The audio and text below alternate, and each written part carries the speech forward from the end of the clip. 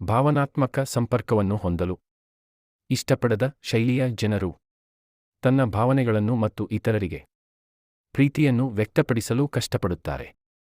ಭಾವನಾತ್ಮಕ ಸಂಪರ್ಕವನ್ನು ಹೊಂದಲು ಇಷ್ಟಪಡದ ಶೈಲಿಯ ಜನರ ಜೊತೆ ಇರುವುದು ತುಂಬಾ ಕಷ್ಟಕರವಾಗಿರುತ್ತದೆ. ಜೀವನ ಸಂಗಾತಿ ಎಂದರೆ ಅವರು ನಮ್ಮೆಲ್ಲ ಕಷ್ಟಸುಖದಲ್ಲಿ ಭಾಗಿಯಾಗಬೇಕಾದವರು. ನಾವು ನೋವಿನಲ್ಲಿದ್ದಾಗ ಸಾಂತ್ವನ ಹೇಳಬೇಕಾದವರು. ಭಾವನಾತ್ಮಕವಾಗಿ ಬೆಂಬಲ ನೀಡಬೇಕಾದವರು. ಆದರೆ ಕೆಲವೊಮ್ಮೆ ಸಂಗಾತಿಗಳು ಇದನ್ನು ಮಾಡುವುದಿಲ್ಲ, ಭಾವನೆಗಳನ್ನು ಅರ್ಥಮಾಡಿಕೊಳ್ಳುವುದಿಲ್ಲ.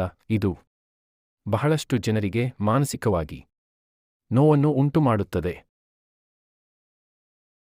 ಬಾಂಧವ್ಯದ ಶೈಲಿಯನ್ನು ತಿಳಿದುಕೊಳ್ಳುವುದು ಸಂಬಂಧದಲ್ಲಿ ನಿರ್ಣಾಯಕವಾಗಿದೆ. ಇದು ಪಾಲುದಾರ ಮತ್ತು ಸಂಬಂಧವನ್ನು ಉತ್ತಮವಾಗಿ ಅರ್ಥಮಾಡಿಕೊಳ್ಳಲು ಸಹಾಯ ಮಾಡುತ್ತದೆ.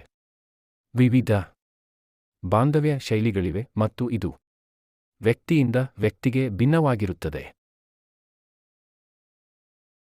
ಸಂಬಂಧದಲ್ಲಿ ಕಾಲಾನಂತರದಲ್ಲಿ ಬಾಂಧವ್ಯ ಶೈಲಿಯನ್ನು ಹೊಂದಿರುವ ವ್ಯಕ್ತಿಯು ಬದಲಾಗಲು ಪ್ರಾರಂಭಿಸುತ್ತಾನೆ ಹಾಗೂ ನಿಮ್ಮ ಪಾಲುದಾರರು ವೈಯಕ್ತಿಕ ಬೆಳವಣಿಗೆಯನ್ನು ಉತ್ತೇಜಿಸುವ ಮತ್ತು ನಿಮ್ಮ ಸಂಬಂಧವನ್ನು ಬಲಪಡಿಸುವ ಸಣ್ಣ ಚಿಹ್ನೆಗಳನ್ನು ತೋರಿಸುತ್ತಾರೆ.